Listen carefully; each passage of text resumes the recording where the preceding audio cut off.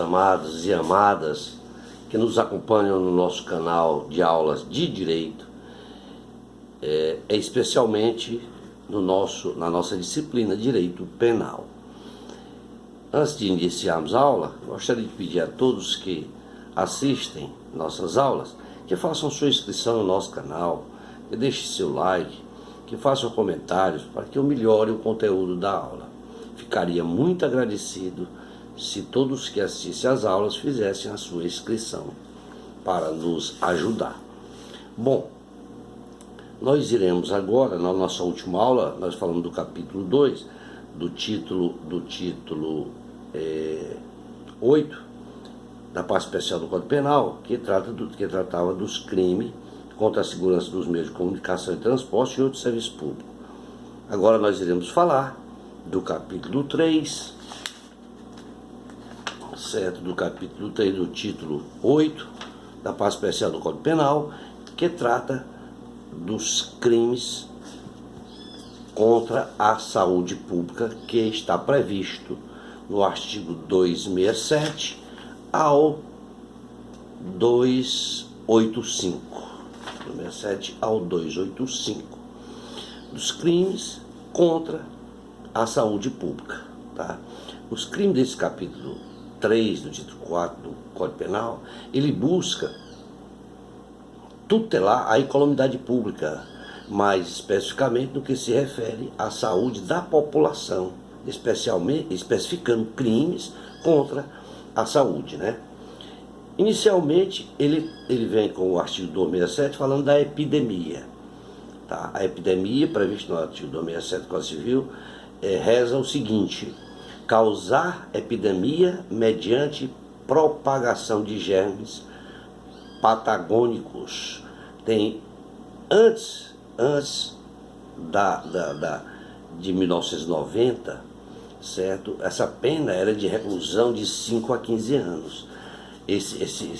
Essa pena foi revogada pela Lei 8.072 de 1990, tá?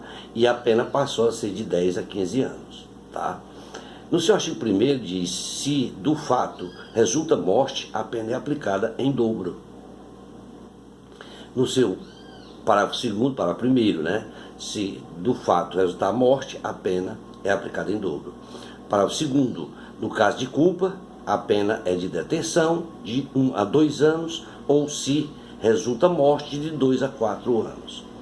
Epidemia é um surto de doença que ataca um grande número de pessoas, tá? Em uma determinada região, tá? E de forma transitória. A sua propagação se dá por germes patagônicos, micro-organismos que transmitem uma doença específica, tal como agora nós vivemos na atualidade, o problema do coronavírus. Tá? O artigo 267, ele trata dos casos em que uma epidemia ele possa ser considerada não somente um fenômeno natural, mas que resulta da ação humana. Se não, vejamos o seu verbo nuclear. No início do artigo ele diz causar epidemia, certo? O seu verbo nuclear deste artigo é causar. O bem jurídico tutelado é a incolumidade pública, particularmente em relação à saúde pública, posto que é do Estado o dever de preservar ou da preservação, segurança, em face de possíveis eventos lesivos à saúde da população. E também a integridade física e a saúde de todos aqueles que eventualmente são afetados pela conduta aqui descrita, né? Ou seja, descrita neste artigo 267. Tá? O sujeito ativo do crime, ele pode ser qualquer pessoa, independentemente de qualquer qualidade ou condição especial. Pode, inclusive, ser funcionário público, ou apenas funcionários de hospitais ou postos de saúde, instituições destinadas a combater a enfermidade da coletividade. Tá? O sujeito passivo é a própria coletividade. São as pessoas expostas ao contágio, bem como as eventuais pessoas que efetivamente foram atingidas pela epidemia. O tipo objetivo do crime ele está no verbo causar, ou seja, o de provocar, de produzir, de originar uma epidemia, tá? Mediante a propagação e através do ato de multiplicar, espalhar, disseminar os germes patagônicos. Tá? Na hipótese da figura qualificadora, ou da figura qualificada, previsto no parágrafo 1º, é no caso de resultar a morte, que é necessário, nestes casos, demonstrar que este resultado foi causado pelo contágio da enfermidade transmitida e que sob também, que sob a perspectiva objetiva, qual seja a propagação dos germes patagônicos e com o consequente contágio, que esse consequente contágio ele seja efetivo, o contágio da enfermidade e também, certo, que esta conduta ela seja idônea para causar aquele concreto resultado da morte. Não haverá, portanto, concurso formal pelo crime de epidemia, na forma qualificada prevista no parágrafo 1º, que nesses casos aí, do parágrafo 1º, ele é considerado como um crime hediondo, nos termos da Lei 8.072/90. Tá? Isso está previsto no seu artigo 1º da lei. O elemento do tipo subjetivo é o dolo, representado pela vontade consciente de praticar a ação, não apenas tendente a causar a epidemia, mas que efetivamente produza o resultado da epidemia. Quando o agente desconhece a natureza patogênica dos germes, a possibilidade de sua propagação ou ainda a possibilidade de que a propagação possa causar uma epidemia, afasta-se aí o dolo da ação e, no entanto, caracteriza-se a culpa. Se o resultado for causado pela infração do dever objetivo de cuidado e desde que o agente, adotando cuidados devidos, ele pudesse evitar. Só nesses casos que se admite a culpa. Tá? Quando, além da epidemia, se produzir algum resultado que seja morte, ele será necessariamente demonstrado. Ou seja, também quando há este resultado, ele é considerado mais grave. O vínculo subjetivo ele deverá ter sido produzido de maneira culposa, em que é naquelas hipóteses de crime pré-doloso, conforme previsto no seu parágrafo 1º, tá? O que chamamos de forma qualificada. Então, tudo que o parágrafo 1º do artigo 267 fala quando ele trata de que a pena é aplicada em dobro, ele vem qualificar a pena. O crime se consuma com a efetiva propagação da epidemia. Ou seja, quando numerosas pessoas são acometidas pela doença, superando, nos casos de enfermidades endêmicas, os índices normais de contágio. Trata-se, na verdade, de crime material, cujo resultado, ou seja, a ocorrência efetiva da epidemia, ele integra o próprio tipo penal. Nestes casos, admite-se aí a tentativa, uma vez que a ação inicia-se com a propagação dos germes patagônicos, que pode ou não levar ao resultado de proliferação. certo? Se proliferar, certo? É considerado como crime, e nestes casos há a tendência da tentativa. Essa proliferação é da enfermidade, né? Ou seja, que essa proliferação ela cause a epidemia. Enfim, trata-se de uma conduta que admite fracionamento e facilmente se poderá identificar a figura tentada. Portanto, nestes casos, também se admite a tentativa. Também se admite a forma culposa, tá? Segundo a primeira parte do parágrafo 2º, quando a epidemia decorre da inobservância do cuidado objetivo exigido pelas circunstâncias, ou seja, quando a propagação dos germes patagônicos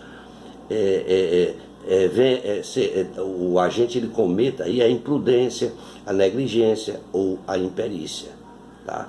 E havendo aí também, óbvio, que tem que haver a previsibilidade do resultado, ou ainda da possibilidade de que a propagação ela poderia ou não causar uma epidemia. A modalidade culposa, descrita na primeira parte do parágrafo 2º, constitui uma infração penal de menor potencial ofensivo, sendo, portanto, nestes casos, da competência dos juizados especiais criminais, os GCRIMs, certo? Conforme previsto no seu artigo 61 da Lei 9.099, e admitindo também, certo, a suspensão condicional do processo em razão da pena mínima, certo, arbitrariamente combinada, tá? Que é igual ou inferior a 1 ano, tá? É previsto no seu artigo 89 da Lei 9.099. Tá? A ação penal ela é pública e condicionada e, sendo necessária, desnecessário qualquer manifestação do ofendido. É uma ação pública incondicionada. Quando se fala do artigo 268, se vem tratar da infração de medida sanitária preventiva. É o artigo 268. Ele reza o seguinte: 268. Infligir determinação do poder público destinada a impedir introdução ou prorrogação de doença contagiosa. Pena de detenção de 1 mês a 1 ano e multa. No seu parágrafo único, ele diz: a pena é aumentada de 1/3 se o agente é funcionário da saúde pública ou exerce a profissão de médico, farmacêutico, dentista ou enfermeiro. Esses crimes, certo? O crime ele só ocorrerá, tá, quando houver o descumprimento de determinações emanadas pelo poder público visando a impedir a introdução ou a propagação de doenças contagiosas. Tá? Trata-se de um crime de menor potencial ofensivo, o que, por sua vez, deve-se levar em conta que, não sendo superior a 2 anos, deve ser absolvido pelo GCRIM, na conformidade do artigo 61 da Lei 9.099. Nesse contexto, né, o cidadão que comete a referida infração não poderá, em tese, ser preso em flagrante delito ou ter fiança arbitrada, tá? Salvo se ele recuse-se a comparecer perante a autoridade competente em tempo estipulado. Ademais, será de qualquer forma instaurado um termo circunstanciado da ocorrência e, após o trâmite regular, ele será submetido a processamento no Juizado Especial Criminal.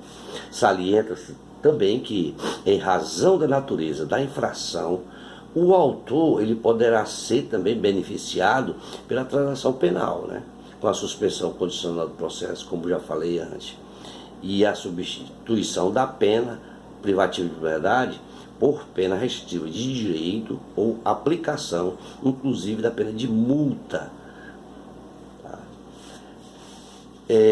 No entanto, é de suma importância que a gente saliente que a lei ela faz questão de aplicar uma punição mais severa para os casos em que a desobediência às medidas sanitárias venham de profissionais da área da saúde, conforme ele está previsto no seu parágrafo único.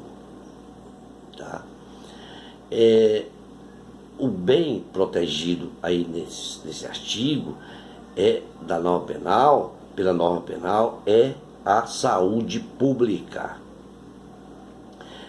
Do crime de omissão de notificação de doença previsto no artigo 269 do Código Penal. Reza o artigo 269 que deixar o médico de denunciar à autoridade pública doença cuja notificação é compulsória, tem pena de detenção de 6 meses a 2 anos e multa. A conduta incriminada neste artigo é deixar de denunciar à autoridade pública doença cuja notificação é compulsória. O crime aí, ele é um crime omissivo próprio, tá? Pois ele prevê como ação típica de não fazer. O médico ele tem o dever de denunciar, de comunicar ou informar uma doença cuja notificação ela seja compulsória, sob pena dessa doença se alastrar, certo? Este crime ele não admite tentativa, é um crime omissivo impróprio ou comissivo por omissão. São crimes que, em regra, são praticados por uma só ação. O bem jurídico protegido sempre será a saúde pública, a incolumidade pública, sua vertente da saúde pública. O sujeito ativo é somente a omissão do médico, onde a lei diz deixar o médico. A lei é muito taxativa. No seu artigo, ele diz, inicia deixar o médico de denunciar a autoridade. Então, esse verbo deixar o médico, ele torna o crime um crime por omissão do médico. O sujeito passivo é a sociedade como um todo, toda a coletividade, né? A omissão de notificação de doença é um crime omissivo próprio. Ele se consuma por omissão, ou seja, deixar de fazer alguma coisa que a lei exige e o agente não cumpre. Assim como se dá com o crime de omissão de socorro. Tá? Já o crime próprio, quando se fala de crime próprio, que ele exige uma condição especial do sujeito ativo.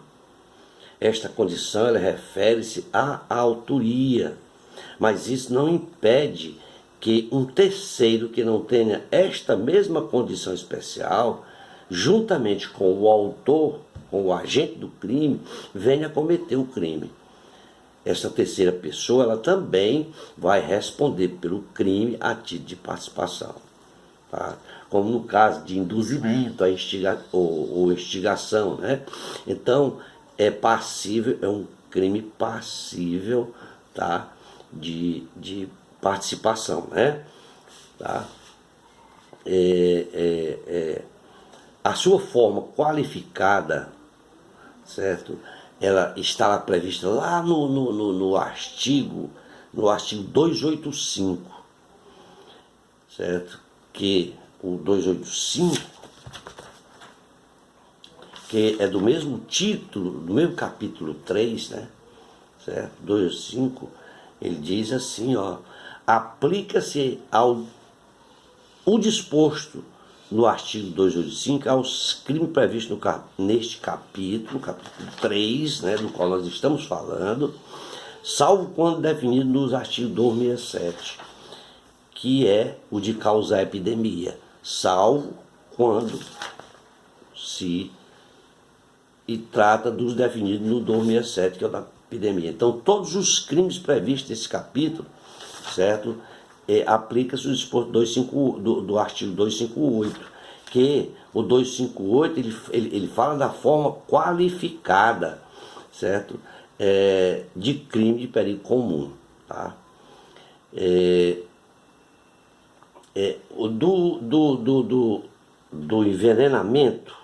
Do envenenamento de água potável ou de substância alimentícia ou medicinal.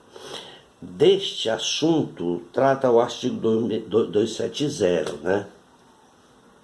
O artigo 270 reza o seguinte: envenenar água potável de uso comum ou particular ou substância alimentícia ou medicinal destinada a consumo. Tem uma pena de reclusão de 5 a 15 anos. No seu parágrafo 1º diz: está sujeito à mesma pena quem entrega a consumo ou tem em depósito para fim de ser distribuído a água ou a substância envenenada. A modalidade culposa desse artigo, certo, está prevista no seu parágrafo 2º, que diz que se vamos falar do artigo do parágrafo 1º. Se o crime, já falei do parágrafo 1º. O parágrafo 2º, se o crime é culposo, certo? Se o crime é culposo, a pena é de detenção de 6 meses a 2 anos, tá? A infração penal aí apresentada ela tem como uma ação nuclear típica o verbo envenenar, envenenar, tá? Que significa o quê? Significa administrar ou colocar veneno em água potável de uso comum ou particular, tá?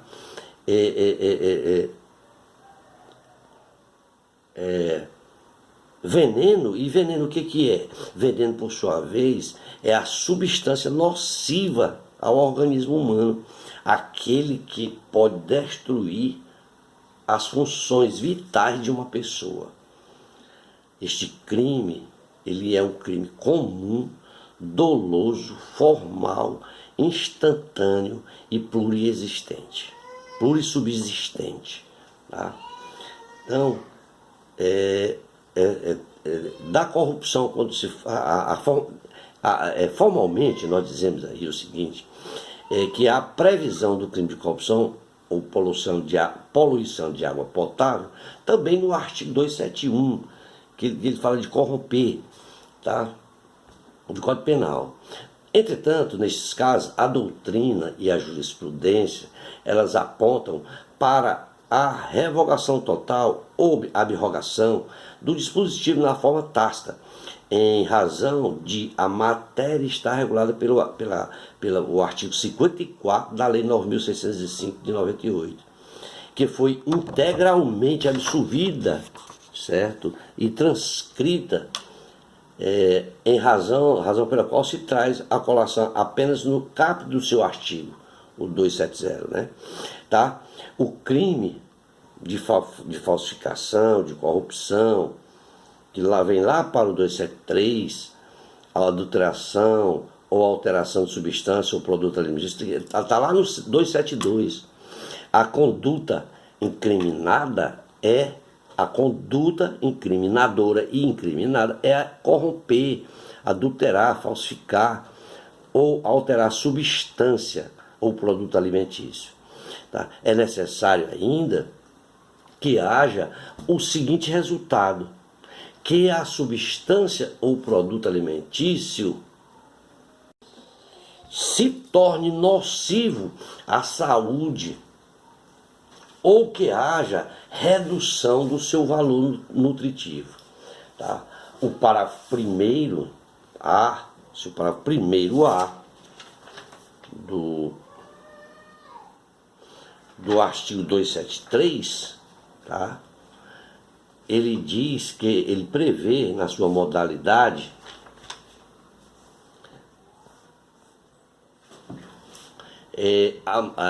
equiparada ao dispor, certo, que submete-se às mesmas penas de quem fabrica, de quem manufatura, certo, de quem produz, de quem vende, aliena, comercializa, negocia, tá? Expõe à venda, mostra, exibe para negociação à venda, importa, tá? Tem em depósito ou entrega, dá, repassa a consumo a substância alimentícia ou o produto falsificado, corrompido ou adulterado. O parágrafo 1º também, ele prevê modalidade equiparada, tá? Determinando a sujeição e as normas e as mesmas penas de quem pratica as ações previstas no tipo penal do caput do artigo, em relação à bebida com ou sem teor alcoólico. Há, portanto, um alargamento do rol de objetos materiais do crime, conforme nós vimos. Há, portanto, esse alargamento, né? Certo? E é considerado um crime doloso na sua forma, conforme previsto nos parágrafos 1º e 1º A, sem necessidade de elemento subjetivo especial do injusto, né? É um crime comum, plurissubsistente e de forma livre, além de ser classificado como perigo abstrato. Vamos ficar por aqui. Este capítulo 3 é um pouco extenso. Nós vamos ficar por aqui.